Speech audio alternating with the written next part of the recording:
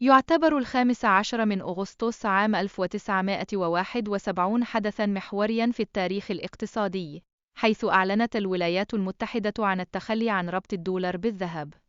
لقد كان لهذا القرار تأثير عميق على الأنظمة النقدية في العقود اللاحقة. تاريخ نظام بريتون وودز يعود إلى عام 1944 حينما تم تحديد الدولار كعملة احتياطية عالمية بعد انتهاء الحرب العالمية الثانية. كان الهدف من هذا النظام هو تحقيق استقرار اقتصادي عالمي. إن زيادة الإنفاق الأمريكي أثرت بشكل كبير على الدول الأخرى، مما أثار قلقاً من أن الدولار قد يكون أكثر طلباً من احتياطيات الذهب المتاحة.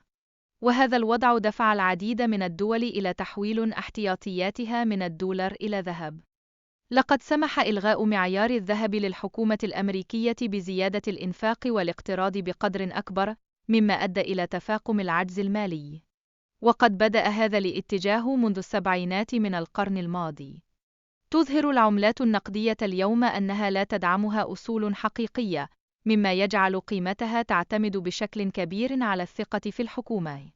ومع ذلك، يمكن أن تتآكل هذه الثقة مع مرور الزمن. يعتبر نظام الاحتياطي الفيدرالي بمثابة مخطط بونزي، حيث يتم الاقتراض دون وجود مصادر حقيقية لتسديد الديون. وهذا يثير تساؤلات جدية حول استدامة هذا النظام.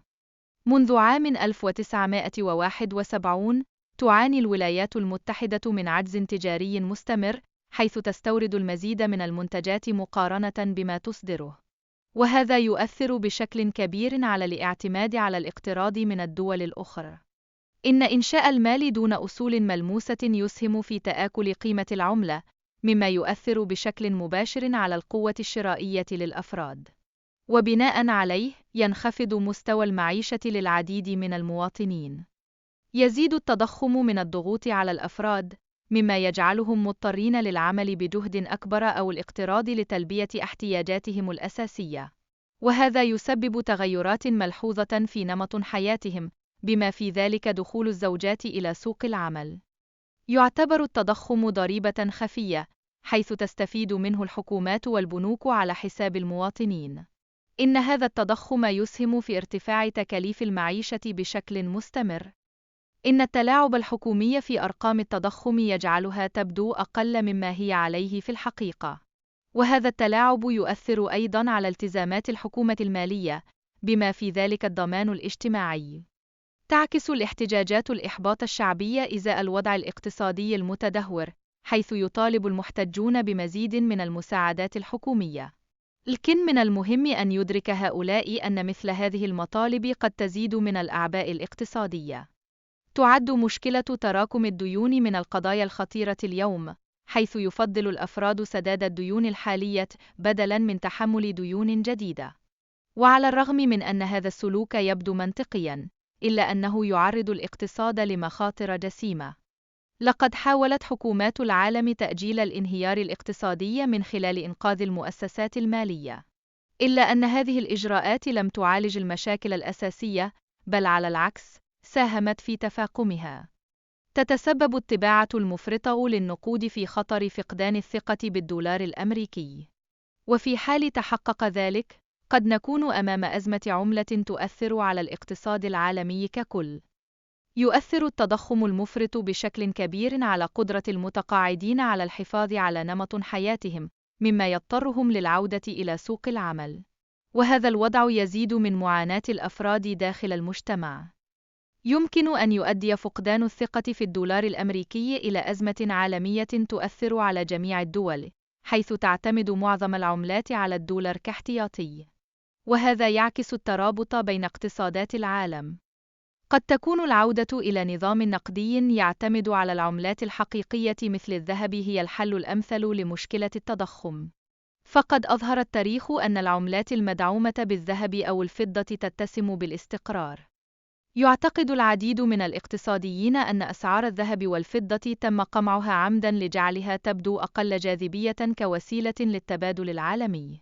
وهذا يساعد في الحفاظ على مكانة الدولار كعملة احتياطية. تعترف لجان مثل لجنة مكافحة الاحتكار للذهب بوجود دلائل على التلاعب بأسعار الذهب. وقد تم جمع أدلة كثيرة حول هذه الممارسات على مدى السنوات. تشير العلاقة التنافسية بين الذهب والعملات الوطنية إلى أن الذهب يعتبر تهديداً للسياسات الحكومية، حيث يعتبر الذهب وسيلة حماية للأفراد من السياسات غير المدروسة للحكومات. على مر التاريخ، كانت الحكومات تحارب الذهب إذ يعتبرونه تهديداً لسلطتهم في خلق المال من العدم. وقد استمرت هذه المعركة طوال القرن الماضي. قامت البنوك المركزية الغربية ببيع كميات كبيرة من الذهب في محاولة لتقليل أسعاره، مما قد يؤدي إلى فضيحة كبيرة إذا طالبت الدول باسترداد ذهبها. تفتقر مبيعات الذهب إلى الشفافية، مما يؤدي إلى تعرض المشترين للاحتيال بمليارات الدولارات. وهذا الوضع يذكرنا بفضائح سابقة شهدها عالم المال. يعتبر الذهب بمثابة تأمين مالي، حيث يسعى الأفراد للحصول عليه لحماية أنفسهم من الأحداث الكارثية المحتملة. وهذا يعكس أهمية الذهب في أوقات الاضطراب. نشهد تحولاً اقتصادياً عالمياً قد يؤدي إلى نقل الثروة بشكل غير مسبوق، مما يمكن أن يفتح آفاقاً جديدة للدول التي تعتمد على الاستهلاك. وهذا يمثل فرصة كبيرة للجميع. من الضروري أن يتحمل الأفراد مسؤولية تعليم أنفسهم مالياً، بدلاً من الاعتماد على البنوك. إن تعزيز الوعي المالي يمكن الناس من اتخاذ قرارات مستنيرة.